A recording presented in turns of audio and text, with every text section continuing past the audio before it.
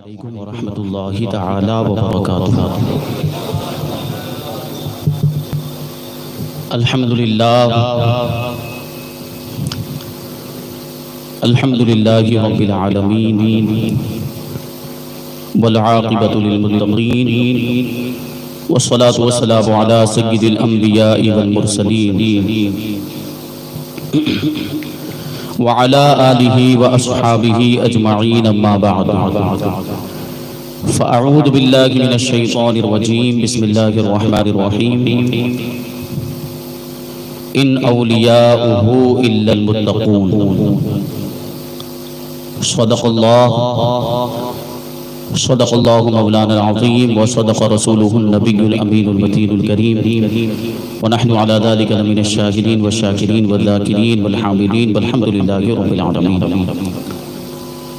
آئیے ہم اور آپ سب سے پہلے حضور سرور کائنات فخر موجودات باعث تخلیق کائنات احمد مجتبی محمد مصطفیٰ صلی اللہ علیہ وسلم کی بارگاہ میں درود و سلام کا تحفہ پیش کریں اور پڑھیں اللہم صلی علی سیدنا و مولانا محمد معدن الجود والکرم وآلہ الکرام وابنہ الکریم وبارک وسلم صلاة و سلام علیکہ یا رسول اللہ صلی اللہ تعالی علیہ وسلم۔ عزیزان ملت اسلامیہ، جیسا کہ آپ سب جانتے ہیں کہ ہم اور آپ یہاں پر حضور مفسر قرآن محسن سورت ثانی سرکار ربانی حضرت مفتی سید محمد مقصود غازی ربانی رحمۃ اللہ تعالی علیہ کی بارگاہ میں خراج عقیدت پیش کرنے کے لیے جمع ہوئے ہیں۔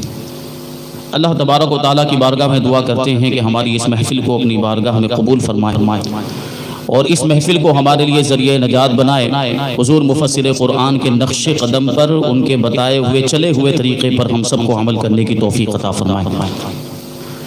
حضور مفسر قرآن کے فیوز و برکات سے ہم سب کو مالا مال فرمائے۔ مجھ سے پیشتر خلیفہ حضور اشرف الفقہاء عطائے حضور مفسر قرآن حضرت علامہ فاروق ربانی صاحب قبلہ نے بڑی پرمغز تقریر فرمائی اور حضور مفسر قرآن کے تعلق سے بہت ہی قیمتی باتیں انہوں نے ارشاد فرمائی اور ایسی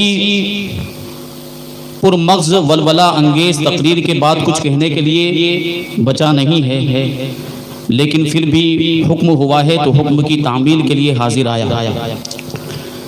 ویسے آج جو میرا موضوع ہے وہ کچھ اور ہے، لیکن فرمائش کی گئی کہ شجرہ نسب بھی سنائیں، حضرت کی اجازت ہو۔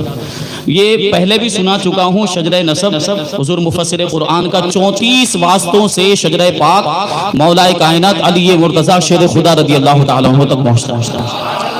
یہ بار بار سناتے ہیں کیونکہ یہ شجرہ نسب کیسا مقدس اور پاکیزہ شجرہ ہے۔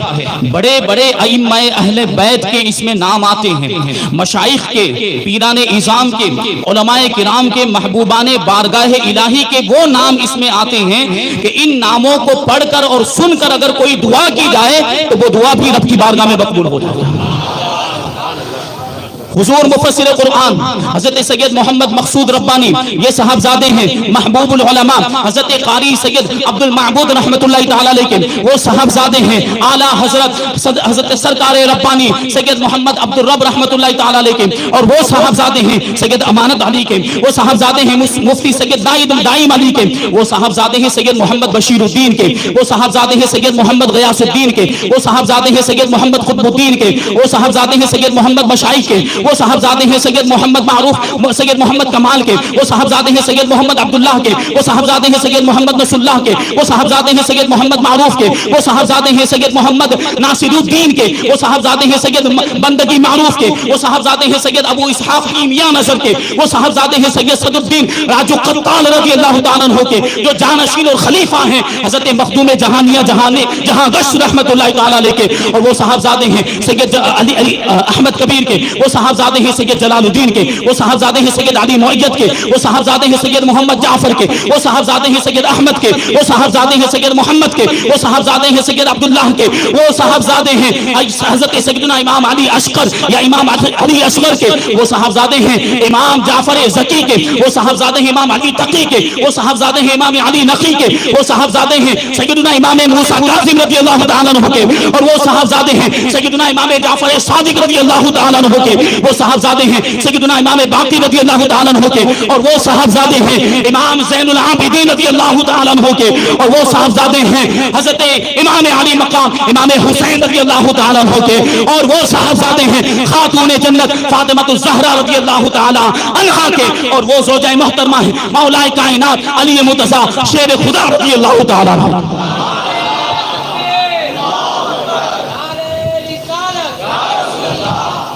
ایسا عظیم گھرانہ، ایسا عظیم خاندان حسینی سادات کا گھرانہ، صحیح النسب سید ہیں ہمارے غازی ربانی، محسن صورت۔ اللہ تبارک و تعالیٰ نے صورت والوں کے لیے ایسی عظیم شخصیت کا انتخاب فرمایا، اور اس نعمت پر ہم جتنا بھی اپنے رب کا شکر ادا کریں اتنا کم ہے۔ اور حضور مفسر قرآن نے ہمیں کتنی بڑی نعمت دی، ہمارے ایمان کو بچایا، ہمارے ایمان کو بچایا، زمینی خدمت انجام دی ہے۔ لوگ آتے ہیں اسٹیج پر تقریریں کر کے چلے جاتے ہیں اور اس کا خاطر خواہ فائدہ نہیں ہوتا۔ یہ حضور مفسر قرآن کی ذات ہے، 60 سال پہلے 70 سال پہلے تشریف لائے، اور معاملہ یہ تھا گلی گلی کوچوں کوچوں میں تشریف لے جاتے تھے، غریبوں کے یہاں بھی تشریف لے جاتے تھے۔ صرف امیروں کی دولت کو نہیں دیکھا آپ نے، غریب نے بھی اگر بلایا ٹوٹی ہوئی جھوپڑی کے اندر بھی تشریف لے گئے۔ یہ خدمت کا جذبہ تھا، اور یہ آج جو ہم سنیت کی بہاریں دیکھ رہے ہیں، یہ رونقیں دیکھ رہے ہیں، یہ حضور مفسر قرآن کے قدموں کا صدقہ ہے۔ نعرہ رسالت، جشن حضور مفسر قرآن۔ حدیث پاک میں آیا من لم یشکر الناس لم یشکر اللہ، جو لوگوں کا شکریہ ادا نہیں کرتا وہ اللہ کا شکر گزار بھی نہیں بنتا۔ حضور محسن قرآن کا کتنا بڑا، مفسر قرآن کا کتنا بڑا احسان، محسن سورت کا ہم پر کتنا بڑا احسان، ہمیں شکریہ ادا کرنا چاہیے۔ ہمیں ان کے تعلق سے اللہ تبارک و تعالیٰ کی بارگاہ میں دعا کرنی چاہیے، اللہ تبارک و تعالیٰ ان کے درجات کو بلند فرمائے، جنت میں اعلیٰ سے اعلیٰ مقام عطا فرمائے، اور اللہ تبارک و تعالیٰ ان کے فیوز و برکات سے ہم سب کو مالا مال فرمائے، اور ان کی خدمات کا بہترین صلہ ان کو عطا فرمائے۔ یہ حضور مفسر قرآن کی ذات، یہ شخصیت اللہ تبارک و تعالیٰ نے ہمیں عطا فرمائی۔ ہوتا ہے نا کہ جب نعمت قریب میں ہوتی تو اس کی قدر نہیں ہوتی، جب نعمت چلی جاتی ہے تو احساس ہوتا ہے کتنی بڑی نعمت تھی۔ یہ حضور مفسر قرآن کی شخصیت ایسی ہی نعمت، کیسی خدمات انجام دی۔ آپ کو پتا ہے جب حضور مفسر قرآن پہلی بار یہاں پہ تشریف لائے تھے تو کیا معاملات تھے؟ جگہ جگہ پر یہ وہابی کتے پھیلے ہوئے تھے، وہ اور بھونک رہے تھے، لوگوں کو گمراہ کرنے کی کوشش کر رہے تھے، لیکن علی کے خاندان کا یہ شیر آیا اور اس نے ایسی دہاڑ لگائی ہے کہ یہ کتے میدان چھوڑ کر بھاگ گئے۔ یہ حضور مفسر قرآن کی ذات۔ آج میں بات یہ عرض کرنا چاہ رہا تھا کہ ہم حضور مفسر قرآن کو کیا کہتے ہیں؟ ثانیے سرکار ربانی، عکس سرکار ربانی، پرتوے سرکار ربانی۔ یہ کیسے کہتے ہیں اور کیوں کہتے ہیں، اس پر تھوڑی سی گفتگو کرنی ہے۔ ثانیے سرکار ربانی کیسے بنے، عکس سرکار ربانی کیوں کہا جاتا ہے؟ حضور مفسر قرآن حضرت سید غازی ربانی رحمت اللہ تعالی علیہ، آپ کو معلوم ہونا چاہیے کہ آپ کے والد ماجد محبوب العلماء سید محمد عبد المعبود رحمت اللہ تعالی بڑی کم عمر میں آپ کا انتقال ہو گیا، 49 سال کی عمر میں۔ سرکار ربانی رضی اللہ تعالیٰ عنہ کی پھر ساری توجہ حضور مفسر قرآن کی طرف ہو گئی، ساری شفقتیں اور ساری عنایتوں کا رخ حضور مفسر قرآن کی طرف ہو گیا۔ بڑی مہربانی فرماتے تھے اور بڑی شفقتوں کے ساتھ حضور سرکار ربانی نے حضرت غازی ربانی رحمت اللہ تعالی علیہ کی تربیت فرمائی ہے، اور تربیت کیسی فرمائی کہ بالکل اپنا آئینہ بنا دیا، اپنا عکس بنا دیا۔ اسی وجہ سے تو ابھی مولانا فاروق صاحب نے واقعہ بیان کیا کہ جب اپنی جگہ پر بھیجنے کی باری آئی اٹاوا میں تو کس کو بھیجا ہے؟ غازی ربانی کو بھیجا، اور کیا کہا کہ اپنے خاندان کے سب سے بڑے متقی نوجوان کو بھیج رہا ہوں۔ یہ تقویٰ ہے۔ حضور مفسر قرآن کا خطیب الہند حضرت سید مظہر ربانی رحمت اللہ تعالیٰ نے ممبئی کی سرزمین پر منبر رسول پر یہ بیان کیا تھا کہ میں عمر میں اگرچہ غازی ربانی سے بڑا ہوں لیکن تقوی میں یہ مجھ سے بڑے ہیں۔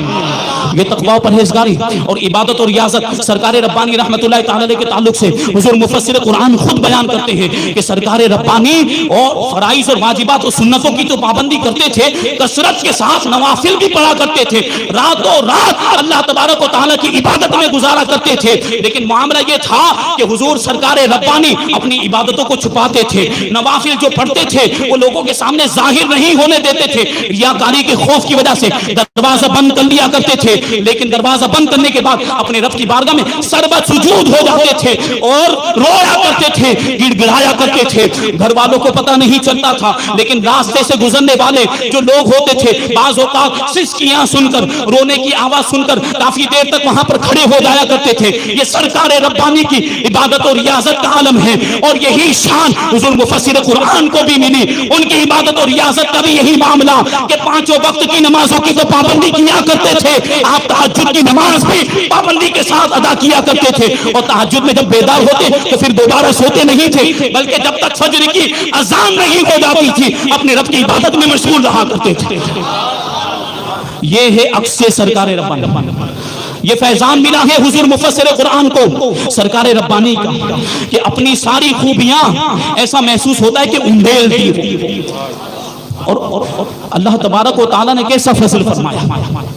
ایک مرتبہ کا واقعہ بیان کرتے ہیں، حضور مفسر قرآن نے خود لکھا ہے کہ سرکار ربانی رضی اللہ تعالیٰ عنہ نے مجھ سے ایک مرتبہ بیان کیا کہ میں نے آج رات کو اللہ کے رسول صلی اللہ علیہ وسلم کی زیارت کی، خواب میں رسول پاک صلی اللہ علیہ وسلم تشریف لائے اور مجھے 3 مرتبہ محی الدین محی الدین محی الدین کہہ کر مخاطب فرمایا۔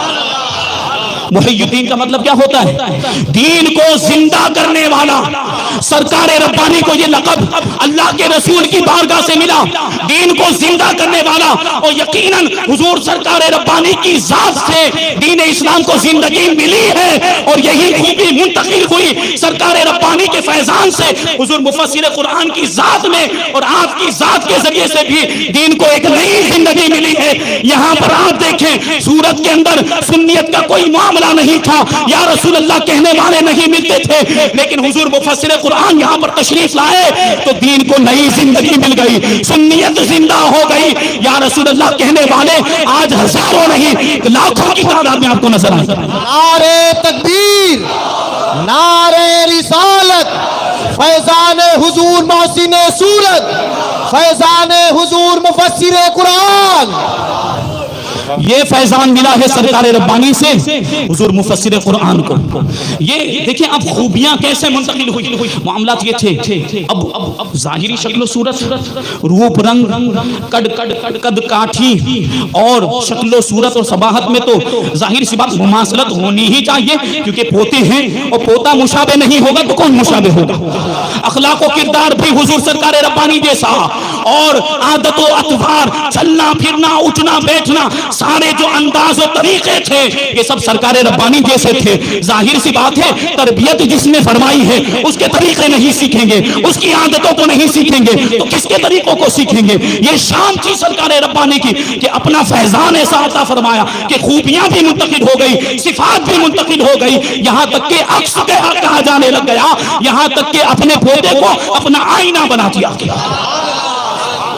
محفل میں جب بیٹھتے تھے سرکار ربانی تو معاملہ یہ ہوتا تھا کہ لوگوں کی عقل کے مطابق گفتگو کیا کرتے تھے، جیسا علم ہوتا سامنے والے کا ویسی گفتگو اور ویسا جواب۔ بعض اوقات مختلف قسم کے لوگ ہوتے، علم والے بھی ہوتے، بے علم عوام میں سے بھی لوگ ہوتے، تو ایسی گفتگو فرماتے تھے کہ علم والے بھی اش اش کرتے رہ جاتے تھے، اور جو علم نہیں رکھتے تھے ان کو بھی بات سمجھ میں آ جاتی تھی۔ بالکل یہی معاملہ حضور مفسر قرآن کی محفل کا بھی ہوا کرتا تھا۔ حضور مفسر قرآن کی محفل میں حاضر ہونے والا جب حاضر ہوتا آپ کی محفلوں کو آپ نے دیکھا ہوگا، مریدین یہاں پر موجود ہیں، حضور مفسر قرآن کی محفل کا کیا معاملہ ہوتا کہ آپ کی محفل میں علماء بھی آتے تھے، آپ کی محفل میں عوام میں سبھی لوگ آیا کرتے تھے، اور گفتگو اسی انداز کی ہوا کرتی تھی کہ بات سب کو سمجھ میں آ جاتی تھی۔ آپ کے وعظ کو دیکھ لیں، آپ کی تقریروں کو دیکھ لیں، تفسیر بیان کرتے ہیں قرآن مجید کی، اور ایسے ایسے نکات بیان کرتے ہیں، قرآن مجید کی گہرائیاں بیان کرتے ہیں، لیکن اس انداز سے بیان کرتے ہیں کہ عوام کو بھی بات سمجھ میں آ جاتی ہے، اور علماء انگشت بدندہ رہ جاتے ہیں کہ یہ بات کیسے بیان کرتی اور اتنی آسانی کے ساتھ بیان کرتی۔ تکبیر، نعرہ رسالت، عظمت حضور مفسر قرآن۔ ہم اور آپ پریشان رہتے ہیں، آج کل کے علماء کئی کتابوں کا مطالعہ کرنا پڑتا ہے، اور جب تفسیر بیان کرنے کے لیے کھڑے ہوتے ہیں تب بھی کتاب سامنے رکھنی پڑتی ہے، تب جا کے تفسیر بیان کر پاتے ہیں، اس میں بھی ادھر ادھر کے معاملات ہو جاتے ہیں۔ لیکن یہ حضور مفسر قرآن ہے، ان کو علم لدنی عطا ہوا تھا، اللہ کی بارگاہ سے علم ملا تھا، ان کو کتابیں دیکھنے کی ضرورت نہیں پڑتی تھی، اور جاتے تھے مسجدوں کے اندر، وہ جو 30 پارے کی پیٹی ہوا کرتی، کوئی بھی پارا نکال دیا کرتے تھے اور تفسیر بیان کرنا شروع فرما دیا کرتے۔ یہ شان ہے ہمارے مفسر قرآن کی۔ اللہ تبارک و تعالیٰ کے کتنا بڑا احسان، ایسی عظیم شخصیت ہم کو عطا ہوئی، تو غور کرنا ہے۔ اللہ تبارک و تعالیٰ نے ہمیں یہ نعمت دی تو اس کی ہمیں قدر کرنی ہے۔ حضور مفسر قرآن کا فیضان کیا تھا؟ باعمل جب ہوتا ہے نا آدمی تو اس کی بات میں اثر ہوا کرتا ہے۔ حضور مفسر قرآن کے عمل کی کیا بات کریں ہم؟ جماعت تو جماعت، تکبیر اولیٰ بھی نہیں چھوٹی، تکبیر اولیٰ بھی نہیں چھوٹتی۔ جو ایسا عامل ہو اس کی بات میں کیسا اثر ہوگا؟ آج ہم دیکھتے ہیں مریدین کو، حضور مفسر قرآن کے مریدین زیادہ تر آپ کو نمازی نظر آئیں گے، چہروں پر داڑیاں سجی ہوئی ہیں، ٹوپیاں اکثر بیشتر پہنتے رہتے ہیں، اور ان کے اخلاق و کردار سے اسلام کی تصویر جھلکتی ہوئی نظر آتی کہ نہیں؟ یہ حضور مفسر قرآن کا فیضان، یہ آپ کی زبان کی تاثیر ہے۔ جب آدمی باعمل ہوتا ہے نا تو اس کی یہ بات، خلوت اور جلوت دونوں معاملات، لوگوں کی مجلس میں ہوں یا تنہائی میں ہوں، شریعت کی پابندی، اور کبھی بھی کوئی بھی عمل خلاف شریعت نہ دور والوں نے دیکھا نہ قریب والوں نے دیکھا۔ بعض لوگوں کے معاملات یہ ہوتے ہیں کہ لوگوں کے سامنے تو خوب نیک بن جاتے ہیں اور خوب متقی پرہیزگار، اور اس کے تعلق سے ہمارے استاد گرامی فرماتے تھے کہ کچھ لوگوں کا معاملہ یہ ہوتا ہے کہ وہ تقوی اختیار نہیں کرتے، تقوی پر چڑھتے ہیں، مطلب زبردستی متقی بننے کی کوشش کرتے ہیں، اور تنہائی میں جب جاتے ہیں تو ان کے معاملات کچھ اور ہوا کرتے ہیں۔ لیکن یہ اللہ والے ہوتے ہیں جو تنہائی میں بھی وہی عمل کرتے ہیں جو لوگوں کے سامنے عمل کیا کرتے ہیں۔ ان کی تنہائی اور ان کا مجلس میں ہونا یہ دونوں برابر، خلوت اور جلوت یہ دونوں برابر ہوا کرتی۔ اور یہ بات آپ یاد رکھیں، یوں تو حضور مفسر قرآن کی تو بے شمار کرامتیں ہیں، آپ سنتے بھی رہتے ہیں، لیکن ایک ولی کی سب سے بڑی کرامت اس کا تقویٰ اور پرہیزگاری۔ اگر کوئی عالم باعمل متقی اور پرہیزگار ہے تو کسی کرامت کی ضرورت نہیں، کیونکہ اللہ تبارک و تعالیٰ نے کیا ارشاد فرمایا، ان اکرمکم عند اللہ اتقاکم، کہ بے شک اللہ کے نزدیک تم میں سب سے بڑا کرامت والا وہ ہے جو تم میں سب سے زیادہ متقی اور پرہیزگار ہے۔ حضور مفسر قرآن متقی پرہیزگار ایسے عالم باعمل تھے کہ لوگ ان کو دیکھ کر عمل کرنا شروع کر دیا کرتے تھے، لوگ ان کو دیکھ کر نماز پڑھنا شروع کر دیا کرتے تھے۔ یہ شان ہے حضور مفسر قرآن کی۔ اب بات چل رہی تھی سرکار ربانی رحمت اللہ تعالی علیہ، کیسا فیضان ملا، کشف و کرامت اور روشن ضمیر کیسے تھے۔ حضور مفسر قرآن سرکار ربانی کے تعلق سے ارشاد فرماتے ہیں کہ ایک مرتبہ کیا ہوا کہ میں اور میرے بڑے بھائی جان خطیب الہند حضرت سید مظہر ربانی رحمت اللہ تعالی علیہ، ہم دونوں نے کیا کیا کہ ایک قیمتی چیز ہمارے پاس تھی، وہ ہم نے حضرت کے پاس امانت کے طور پہ رکھ دی۔ اب کیسے روشن ضمیر، ہم نے سوچا تھا کہ اب ضرورت نہیں پڑے گی، لیکن کچھ دنوں کے بعد اس چیز کی ہمیں ضرورت پڑی، لیکن اب ہمیں شرم آ رہی تھی کہ ہم حضرت سے کیسے بیان کریں کہ ہمیں وہ چیز واپس چاہیے۔ تو ہم نے اپنے چچا حضرت صوفی ربانی رحمت اللہ تعالی ان سے عرض کیا کہ حضرت سے آپ عرض کریں، اور معاملہ یہ تھا کہ ہم جو کچھ بھی سوچتے تھے، ہم جو کچھ بھی تنہائی میں باتیں کرتے تھے، سرکار ربانی کو ساری باتوں کی خبر ہو جایا کرتی تھی۔ ایسے روشن ضمیر تھی، اور بند کمرے میں باتیں ہوتی، کمرہ دور ہوتا اور حضرت کا کمرہ دور ہوتا تھا، یہاں بند کمرے میں بیٹھ کر ہم جو ہے برادران آپس میں گفتگو کرتے، حضرت کو پتا چل جاتا، فوراً بلاتے اور ہم نے آپس میں جو بحث و مباحثہ کیا ہوتا اس کا جواب عطا فرما دیا کرتے تھے۔ اب کیا ہوا؟ جب رات گزری، صبح فجر کی نماز میں حاضر ہوئے، حضور مفسر قرآن ارشاد فرماتے ہیں کہ فجر کی نماز کے بعد ملاقات کے لیے حاضر ہوا تو حضرت سرکار ربانی ارشاد فرماتے ہیں کہ تمہارے بھائی جان کو بلا کر لے کر آؤ۔ اب مجھے پورا جو رات کا جو منظر تھا اور ہماری جو گفتگو ہوئی تھی وہ سب یاد کر کے میں حیران و پریشان ہو گیا کہ یقیناً حضرت کو پتا چل گیا ہے کہ ہم نے آپس میں کیا باتیں کی ہیں اور ہم نے کیا سوچا ہے۔ اب میں بھائی جان کو بلانے کے لیے گیا، بھائی جان کا معمول یہ تھا کہ آپ چھت پر فجر کی نماز ادا کرنے کے بعد ٹہل ٹہل کر وظیفہ کیا کرتے تھے۔ میں نے نیچے ہی سے اشارہ کیا، حضرت نیچے تشریف لائے۔ اب ہم دونوں مل کر حضور سرکار ربانی رحمت اللہ تعالی علیہ کے مکان کے دروازے پر پہنچے۔ ابھی دروازہ کھٹکھٹانا ہی چاہتے تھے، دستک دینا ہی چاہتے تھے کہ حضور سرکار ربانی نے خود ہی دروازہ کھول دیا اور اندر بلانے کے بعد ارشاد فرماتے ہیں لو تمہاری قیمتی امانت، تم جو رات میں سوچ رہے تھے کہ قیمتی امانت کو کیسے حاصل کریں، لو اپنی قیمتی امانت لے کر چلے جاؤ۔ بیان نہیں کیا، دلوں کے راز کو جان لیا۔ یہ ایسے روشن ضمیر اور حضور مفسر قرآن مریدین گواہی دیں گے۔ بسا اوقات ایسا ہوا ہے مرید پہنچا کچھ دعا کروانے کے لیے، دل میں ہے ابھی تمنا، دل میں سوچ کر گیا ہے، لیکن حضور مفسر قرآن کا معاملہ کیا ہے کہ اس کے بیان کرنے سے پہلے ہی دعا فرما دیا کرتا۔ بسا اوقات یہ بھی دیکھا گیا علماء بھی حاضر ہوتے تھے، الجھنے لے کر پہنچتے تھے، مشکل مسائل لے کر پہنچتے تھے۔ کوئی مسئلہ ہے جو حل نہیں ہو رہا اور کوئی معاملہ ہے، کوئی مشکل ہے جو حل ہو رہی، کوئی دشواری جو دور نہیں ہو رہی۔ حضور مفسر قرآن کی بارگاہ میں جا کر بیٹھتے تھے اور سوچتے تھے کہ ابھی موقع ملے گا تو بیان کریں۔ ایسا ہوتا تھا نا کہ گفتگو چل رہی ہوتی تو لوگ انتظار کرتے تھے کہ ابھی موقع ملے گا تو ہم اپنی مشکل کو پیش کریں گے، ہم اپنے مسئلے کو بیان کریں گے، ہم اپنی الجھن کو پیش کریں گے۔ اور معاملہ یہ ہوتا تھا کہ ان کے بیان کرنے سے پہلے جو گفتگو ہوتی تھی اسی گفتگو میں ان کو اپنے مسئلے کا جواب مل جایا کرتا تھا اور ان کو عرض کرنے کی حاجت بھی نہیں پیش آتی تھی۔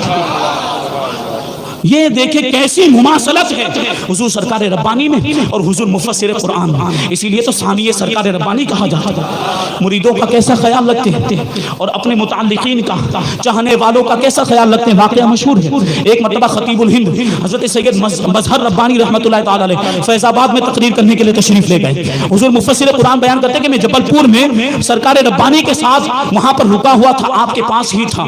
رات کو 12 بجے ہوئے تھے کہ میں حضور سرکار ربانی رحمت اللہ تعالی علیہ کے کمرے کے قریب سے گزرا تو میں نے کیا دیکھا کہ سرکار ربانی رحمت اللہ تعالی علیہ اپنے مصلی پر خاموش بیٹھے ہوئے۔ میں اندر داخل ہوا، قریب میں جا کر بیٹھ گیا اور پوچھی کہ حضرت کیوں فکر مند ہیں، آپ متفکر نظر آتے ہیں، کس چیز کا کی فکر آپ کو لاحق ہے؟ تو حضور سرکار ربانی شاہ فرماتے ہیں کہ مظہر ربانی فیض آباد میں تقریر کرنے کے لیے گئے ہیں، اسی کی فکر لاحق ہے۔ تو حضور مفسر قرآن فرماتے ہیں کہ میں نے اس کو خاص جو سمجھا اس لیے میں خاموش ہو گیا، آگے میں نے کوئی گفتگو نہیں کی۔ اب کیا ہوا، بات آئی گئی ہو گئی۔ کچھ دن کے بعد خطیب الہند حضرت سید مظہر ربانی رحمت اللہ تعالی علیہ واپس تشریف لائے اور ملاقات ہوئی اور حضور مفسر قرآن سے بھی ملاقات ہوئی تو پورا معاملہ پوچھا کہ کیا ہوا تھا اور کیسا رہا پروگرام، کیسی تقریر رہی۔ حضور سید مظہر ربانی رحمت اللہ تعالی علیہ ارشاد فرماتے ہیں کہ تقریر تو بہت اچھی رہی، بڑا اچھا اس کا اثر رہا اور لوگوں نے خوب تعریفیں کی۔ تو حضور مفسر قرآن نے اس رات کا پورا واقعہ بیان کیا کہ جس رات کو آپ وہاں پر تقریر کرنے کے لیے پروگرام میں تشریف لے گئے تھے، اس رات کو حضرت کا معاملہ یہ تھا کہ آپ کے تعلق سے پریشان تھے، آپ کے تعلق سے فکر مند تھے، متفکر تھے، مصلی بچھا کر آپ کے لیے دعائیں کر رہے تھے۔ تو حضور سید مظہر ربانی ارشاد فرماتے ہیں یقیناً خدا کی قسم کھا کر کہتا ہوں میں جب فیض آباد گیا تھا میرا سب سے آخر میں نمبر تھا تقریر کرنے کے لیے، سفر کی تھکاوٹ تھی، میں دل برداشتہ ہو گیا تھا اور میری حالت بالکل خستہ تھی اور میں سوچ رہا تھا کہ ایسی حالت میں اتنی زیادہ تھکاوٹ ہونے کے باوجود میں تقریر کیسے کروں گا، آج تو میری تقریر کامیاب نہیں ہو پائے گی۔ لیکن جب میں تقریر کرنے کے لیے کھڑا ہوا تو بالکل ایسا جوش پیدا ہو گیا کہ میں نے ایسی پر اثر تقریر کی ہے، تقریر بالکل کامیاب ہو گئی۔ اور جب میں تقریر کر رہا تھا تو مجھے ایسا محسوس ہو رہا تھا کہ میں نہیں بول رہا، کوئی اور مجھ سے بلوا رہا ہے۔ یہ مریدوں پر نظر، یہ کشف کہ جبل پور میں رہ کر فیض آباد میں اپنے صاحبزادے کو ملاحظہ فرماتے ہیں اور وہاں سے مدد بھی فرماتے ہیں۔ حضرت مفسر قرآن کا واقعہ بتاؤں، حضرت تشریف فرمائے، حضرت شہزادہ مفسر قرآن سید محمود ربانی مدثر علی فرماتے ہیں کہ ایک مرتبہ حضرت کا واقعہ کہ میں 3 دن کے سفر کے لیے کہیں پر باہر تھا، 3 دن تک مسلسل پروگرام تھا، اور معاملہ یہ تھا حضرت کا جب تک حضرت حیات تھی روزانہ فون پر گفتگو ہوتی تھی، روزانہ بات چیت ہوتی تھی اور خیر خیریت دریافت کیا کرتے تھے، لیکن 3 دن ہو گئے حضرت کا فون نہیں آیا تو حضرت پریشان، محمود میاں ہمارے حضرت پریشان کہ والد ماجد کا فون نہیں آیا 3 دن سے۔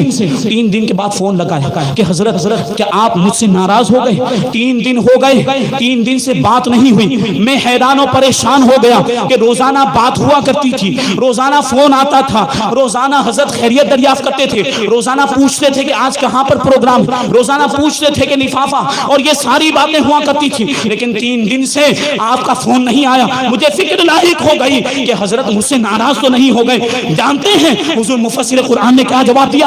حضور مفسر قرآن ارشاد فرماتے ہیں صاحبزادے کیا آپ کو ایسا لگتا ہے کہ ہم آپ کی حالت سے بے خبر ہیں؟ نہیں، ہمیں ساری خبر ملتی ہے۔ کل آپ کا کہاں پر پروگرام تھا، پرسوں کہاں پر پروگرام تھا، ترسوں کہاں پر پروگرام تھا، سب جانتے ہیں۔ اور کل آپ کی کہاں پر دعوت تھی یہ بھی ہمیں معلوم ہے، اور کل جو لفافہ ملا ہے اس میں کتنے پیسے ہیں وہ بھی ہمیں معلوم ہے۔ اور حضرت نے لفافہ کھول کے دیکھا نہیں تھا، حضرت نے اس میں جو رقم تھی وہ بتا دی۔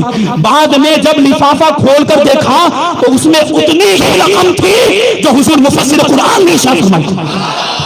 یہ کشف کا عالم ہے، یہ شان ہے حضور مفسر قرآن کی۔ وصال کے وقت بھی وہی معاملہ جو سرکار ربانی کا تھا۔